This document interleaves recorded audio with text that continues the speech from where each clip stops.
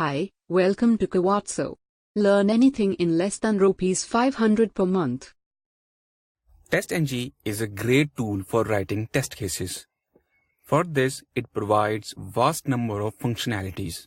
In this course, we will learn all necessary functionalities we need to start creating test cases.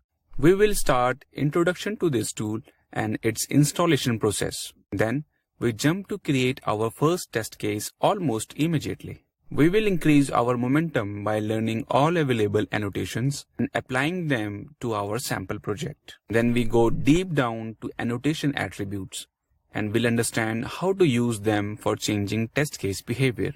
Next step will be learning data-driven testing using Testng and Apache Commons CSV. After this, there will be text execution and reporting via default Testng reports. Next topic will be test grouping and parallel execution. Finally, we will see test management via XML file and how to execute Testng programmatically.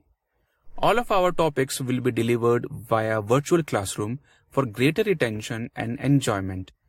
Let's begin our path for learning this great testing framework.